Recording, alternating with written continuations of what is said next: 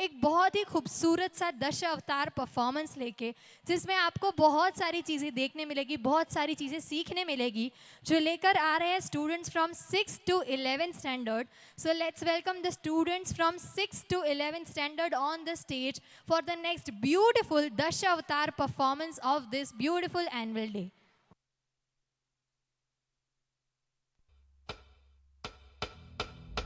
नमस्कार। कहते हैं कि जब जब इस सृष्टि पर कोई भी संकट आया है, तब तब भगवान ने किसी न किसी रूप में आकर इस सृष्टि की रक्षा की है। क्या आप सब जानते हैं कि मैं किसकी बात कर रहा हूँ? वो कौन है जिन्होंने हमेशा ही इस सृष्टि का उद्धार किया है?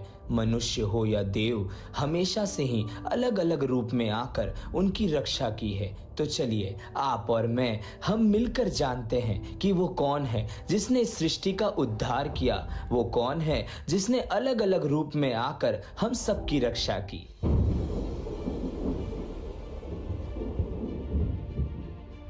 जब संसार पर अधर्म का अंधकार छा जाता है, जब धर्म की रक्षा असंभव प्रतीत होती है, तब प्रकट होती है एक अनंत शक्ति। यह शक्ति है भगवान विष्णु, सृष्टि के पालन करता, जीवन के रक्षक। हर युग में जब इन्हें धरती पुकारती है,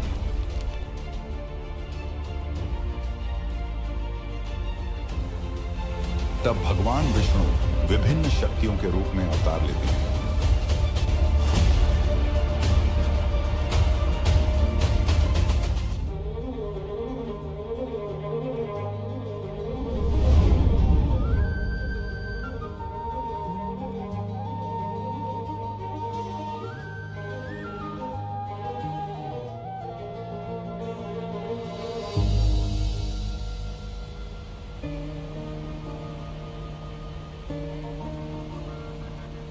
बहता पानी, चलती हवाएं, चमके सूरज, रात सुहाए, गाते पंछी, खिलते पौधे, झूमे बादल, मस्त फिजाएं। क्यों बहते हैं, क्यों चलते हैं,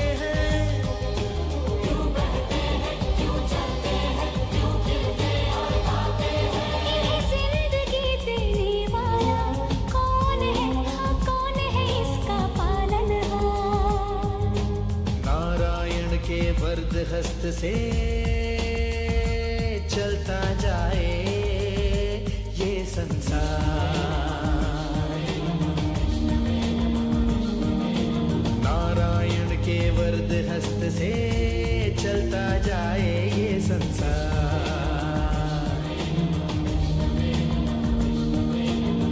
जी हाँ, भगवान श्री विष्णु। भगवान श्री विष्णु ने जाने कितने रूप लेकर धरती पर जन्म लिया है। यूं तो भगवान श्री विष्णु ने कई अवतार लिए हैं। तो चलिए मैं आप सभी को लेकर चलता हूं उस सदी में जहां भगवान श्री विष्णु ने मत्स्य अवतार लेकर इस सृष्टि का पुनः निर्माण किया।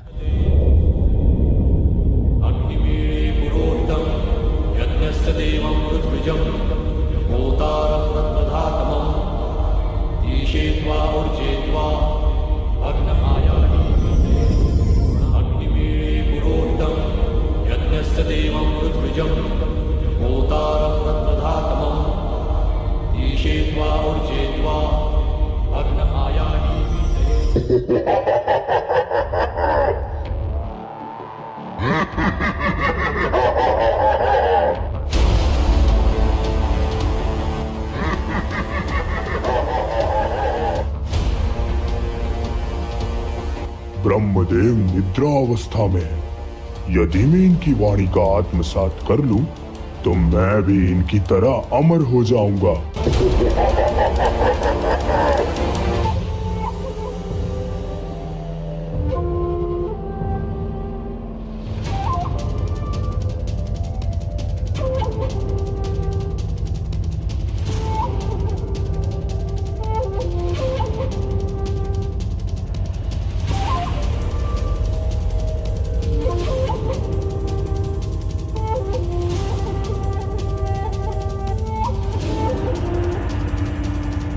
नारायण नारायण नारायण नारायण। दया करे प्रभु दया करे, ब्रह्मदेव के मुख से वेदवाणी निकली जा रही है। दया करे प्रभु दया करे, हरिग्रीव वेदवाणी का आत्मसात कर रहा है। यदि ऐसा हुआ तो अनर्थ हो जाएगा। दया करे प्रभु दया करे, नारायण नारायण।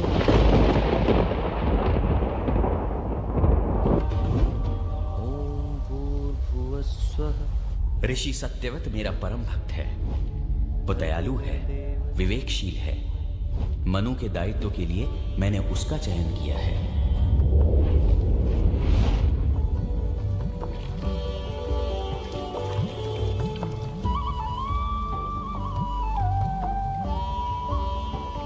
दया कीजिए महाराज, जल में फेंक देंगे तो बड़े मत्स्य मुझे खा जाएंगे। दया कीजिए। डरो मत, अब तुम मेरी शरण में हो।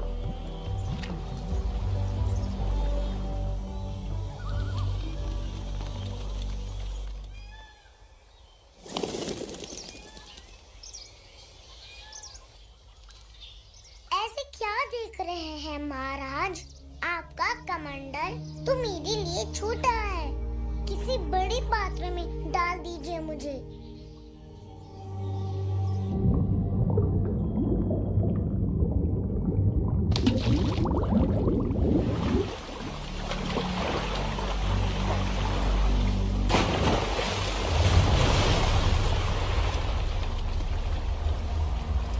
तुम साधारण मत्स्य नहीं हो सकते, विश्वास ही नहीं होता। कौन हो तुम? क्षमा कीजिए प्रभु, आपको पहचान नहीं पाया, किंतु धरती पर इस मत्स्य रूप में। मैं तुम्हें एक महत्वपूर्ण दायित्व सौंपने आया हूं। ध्यान से सुनो। आज के 7वें दिवस पृथ्वी को जल समाधि लेनी होगी। सब कुछ नष्ट हो जाएगा, किंतु तुम सुरक्षित रहोगे। मुझे क्या करना होगा प्रभु? सभी सप्त ऋषियों, पशु पक्षियों, जड़ी बूटियों, पेड़ पौधे, अन्न बीजों को एकत्रित करके इसी स्थान पर प्रतीक्षा करो। एक नौका आकर तुम सबको सुरक्षित स्थान पर ले जाएगी। जाओ, समय कम है और कार्य अधिक।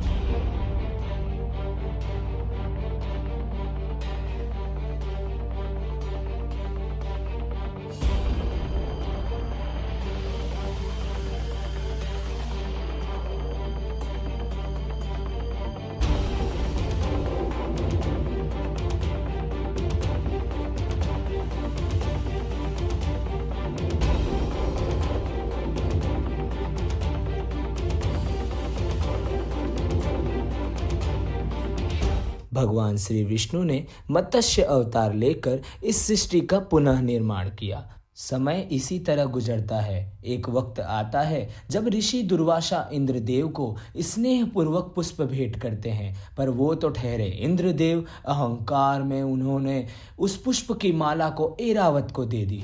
यदि ये ठहरे इंद्रदेव तो वो भी ठहरे ऋषि दुर्वासा। वो इस बात से नाराज हो गए और उन्होंने श्राप दिया कि इंद्रदेव और सभी देव उनकी समृद्धि नष्ट हो जाएगी। सभी देवता इस बात से परेशान हो जाते हैं और वो सभी भगवान विष्णु के पास जाते हैं और फिर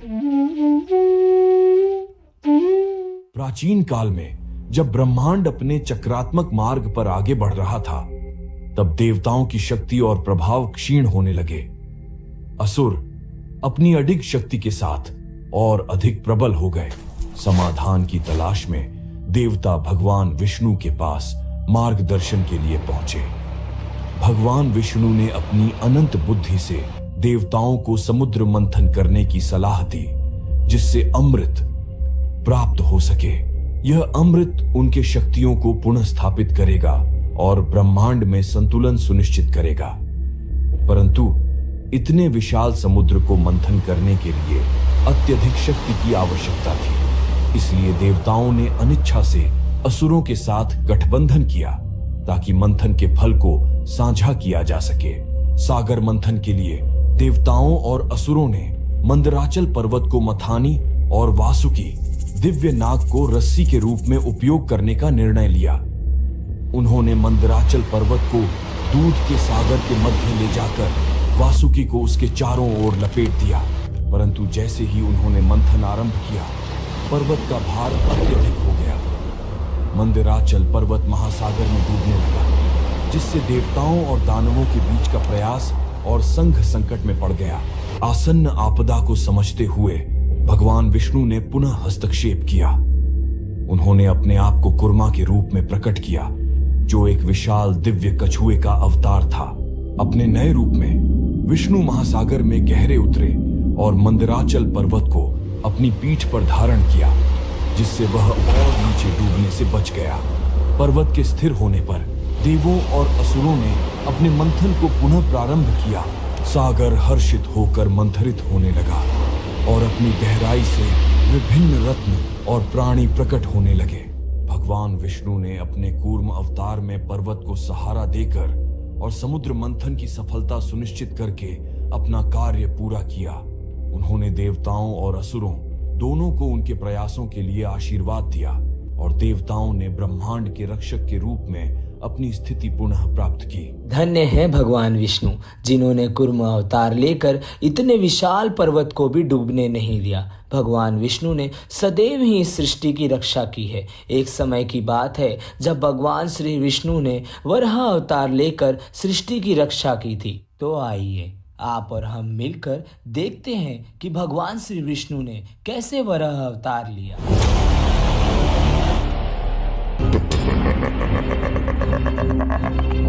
जब जब धरती पर अधर्म बढ़ता है,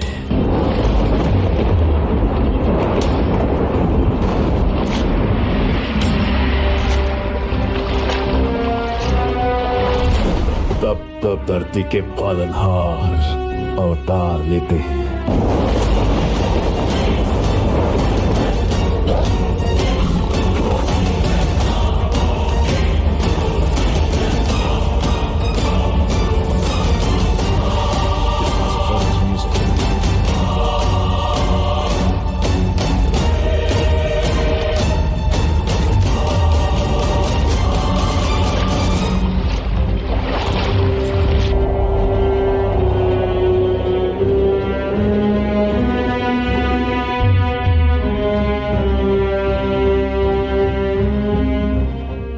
कहते हैं कि भगवान श्री विष्णु इस सृष्टि के कण कण में है। एक समय की बात है जब राक्षस हिरण्यकश्यप ब्रह्मदेव की आराधना करता है और ब्रह्मदेव उसकी आराधना से प्रसन्न होकर उसे वरदान देते हैं कि तीनों लोक में ना कोई देवता, ना कोई मनुष्य, ना शस्त्र से, ना अस्त्र से, ना अंदर, ना बाहर उसे कोई नहीं मार पाएगा। राक्षस हिरण्यकश्यप ब्रह्मदेव के इस वरदान का दुरुपयोग करता है। वो पृथ्वी पर हाहाकार मचा देता है। लेकिन इसी बीच किसी और एक भक्त है जो इस राक्षस से न डरकर बल्कि भगवान विष्णु की भक्ति में लीन है। वो कौन है, आइए हम सभी मिलकर जानते हैं। क्या होता है जब क्रूरता सारी हदें पार कर जाती है और अहंकार के नशे में चूर एक राक्षस भक्तों को दंडित करने की कोशिश करता है। वह एक बात भूल जाता है कि विश्वास को खत्म नहीं किया जा सकता। जब अंधेरा रोशनी को खत्म करने की कोशिश करेगा तो एक ताकत उभरेगी, न नर न पशु। वह क्रोध का साक्षात अवतार है, निर्दोषों का रक्षक, दुष्टों का विनाश। हिसाब किताब करने आ गया है, न्याय का प्रचंड रूप।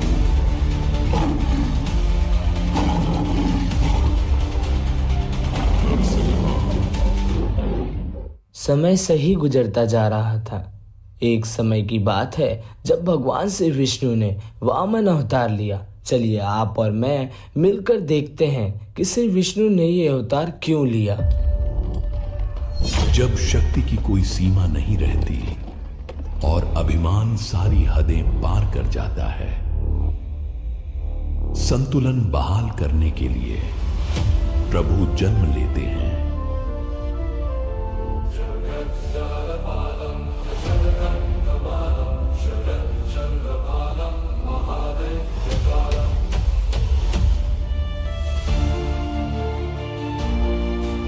एक छोटी सी आकृति, एक शक्तिशाली मगर उदार राजा और एक विनती, सिर्फ 3 पग भूमि नहीं, जिसने अहंकार के किले को चकनाचूर कर दिया।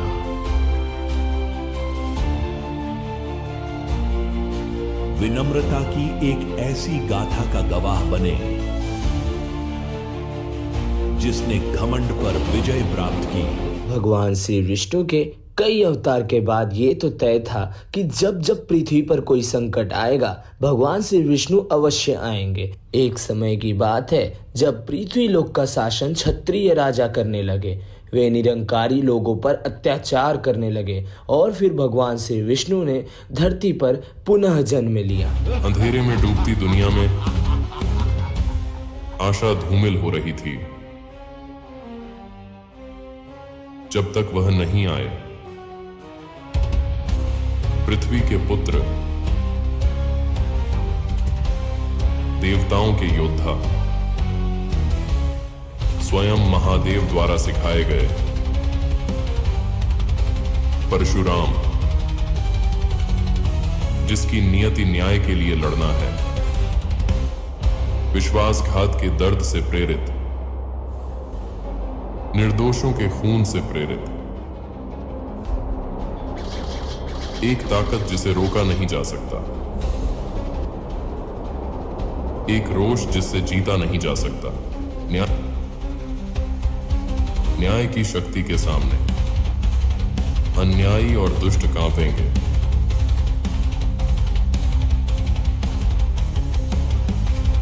आ रहे हैं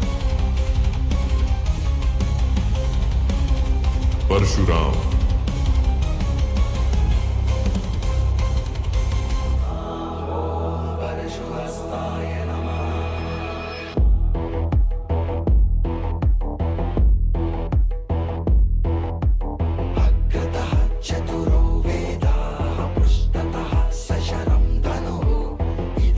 भगवान श्री विष्णु के परशुराम अवतार ने धरती को क्षत्रिय राजाओं से मुक्त कराया, परंतु धरती पर अब परशुराम का भय था। धरती के इस भय को हटाने हेतु उन्होंने धरती पर राम अवतार में जन्म लिया, जिससे इस धरती पर कोई आपदा ना आए और मर्यादा पुरुषोत्तम की महानता प्राप्त कर सके।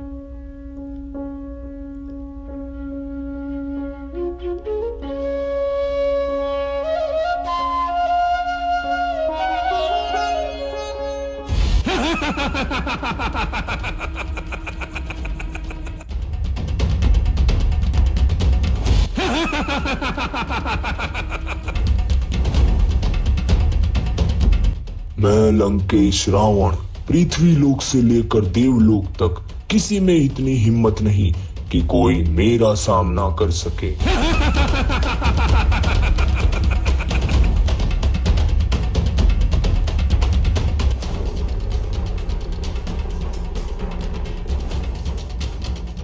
हे प्रभु दया करें, पृथ्वी लोक पर राक्षसों का आतंक बढ़ता ही जा रहा है।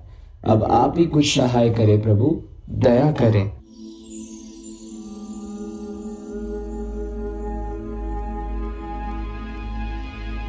धरती पर रावण मनुष्य को कुछ नहीं समझता। आप सब चिंता ना करें, मैं आप सबको विश्वास दिलाता हूं कि बहुत जल्द मैं धरती पर मानव रूप में जन्म लेकर उसका अंत करूंगा।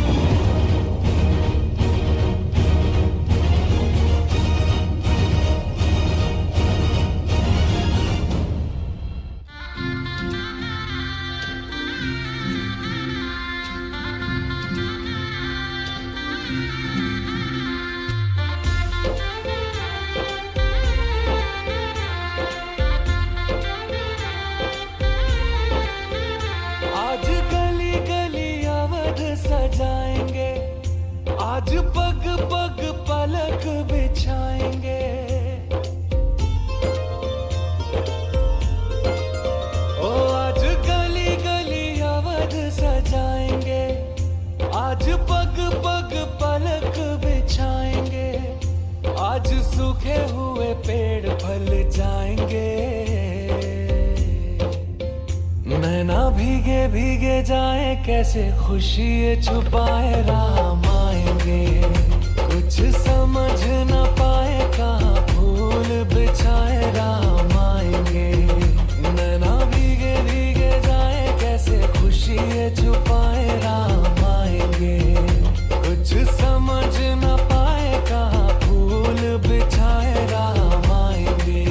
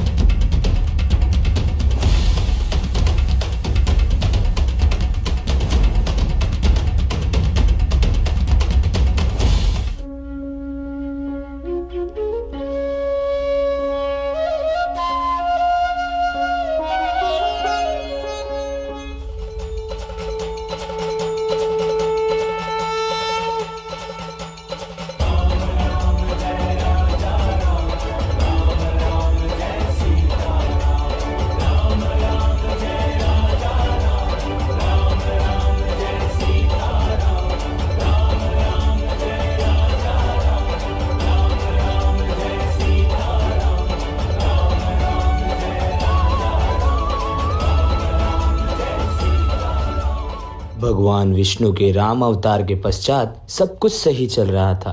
एक समय की बात है जब पृथ्वी माता सभी देवताओं के साथ भगवान विष्णु के पास पहुंची और भगवान विष्णु ने उनसे वहां आने का कारण पूछा तो उन्होंने कहा कि हे प्रभु, धरती पर बढ़ते पाप के वजह से मैं दबती जा रही हूं, अब मुझे मुक्ति चाहिए। तब भगवान विष्णु ने कहा, मैं वासुदेव की पत्नी देवकी के गर्भ से 8वें पुत्र के रूप में जन्म लूंगा। और फिर अष्टमी के दिन उन्होंने धरती पर जन्म लिया।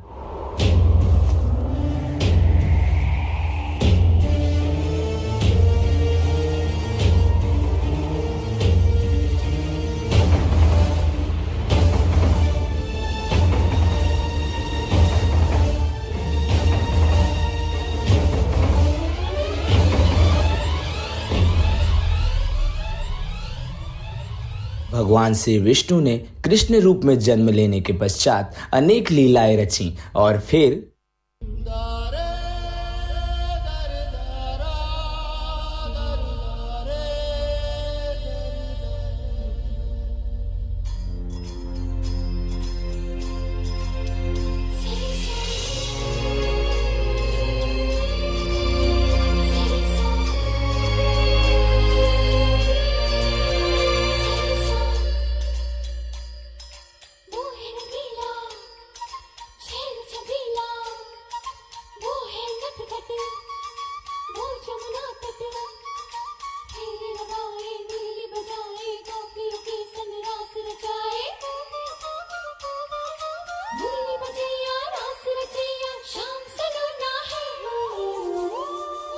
जो है अलबेला मदनैनो वाला, जिसकी दीवानी ब्रिज की हर वाला, वो किसना है, वो किसना है, वो किसना है, वो किसना है, किसना है। जो है अलबेला मदनैनो वाला, जिसकी दीवानी ब्रिज की हर वाला, वो किसना है, वो किसना है, वो किसना है, किसना है। एक समय की बात है जब दैत्यों की शक्ति बहुत बढ़ गई, तब सभी देवता भगवान विष्णु के पास गए। भगवान विष्णु ने सभी देवताओं के हित के लिए बुद्ध का रूप धारण करने का निर्णय लिया। तो आइए हम सब मिलकर देखते हैं भगवान विष्णु के बुद्ध अवतार को। पीड़ा में खोई हुई दुनिया में एक व्यक्ति की यात्रा इतिहास की दिशा बदल देगी। सिद्धार्थ, शाक्य वंश का राजकुमार, एक ऐसा व्यक्ति जो शांति, ज्ञान और आत्मज्ञान का प्रतीक बन गया।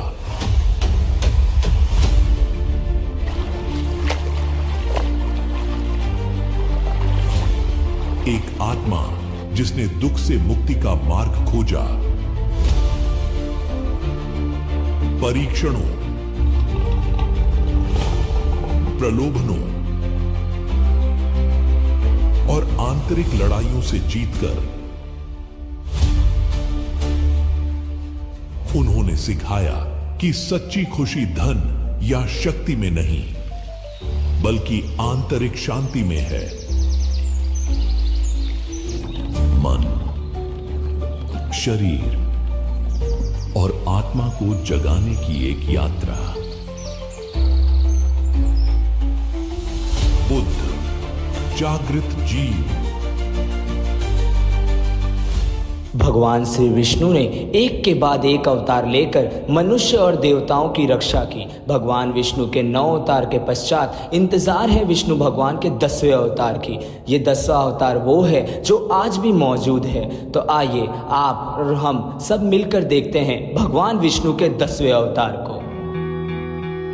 घोर कलयुग, जहाँ इंसान में इंसानियत नहीं बची, अपने ही अपनों से धोखा करते हैं। चारों ओर छल और कपट का ऐसा बादल छाया है, क्रूरता के तेजाब की ऐसी वर्षा हुई कि सारा संसार नरक के दरिये में डूब गया। कलयुग अपनी चरम सीमा पर पहुंच चुका है। कली हूं मैं, ये मेरा युग है, कली का युग, कलयुग।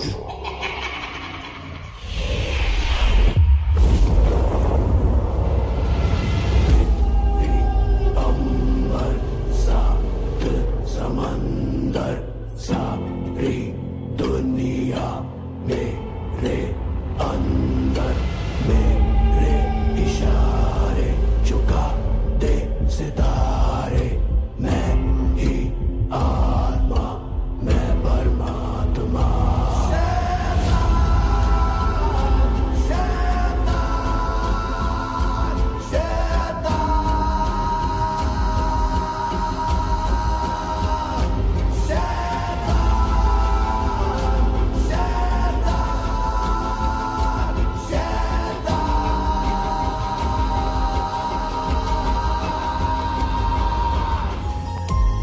कली, तू भूल मत, मैं अकेला नहीं हूं, सातों अमर चिरंजीवी मेरे साथ है।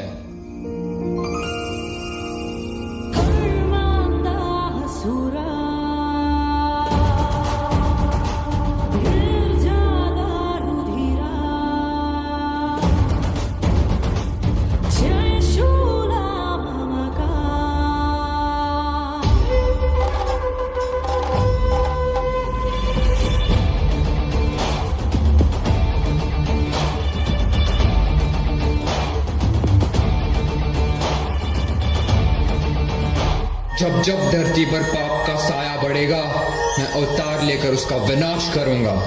कलयुग का हुआ अंत, अब फिर से होगा सतयुग का आरंभ।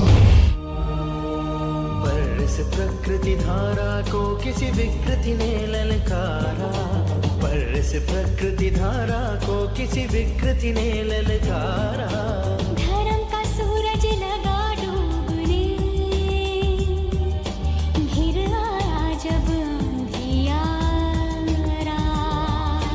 तब तब क्षीर सागर से उठकर करने सृष्टि का उद्धार। तब तब क्षीर सागर से उठकर करने सृष्टि का उद्धार। श्री विष्णु ने युगों युगों से लिया है, लिया है धरती पर अवतार।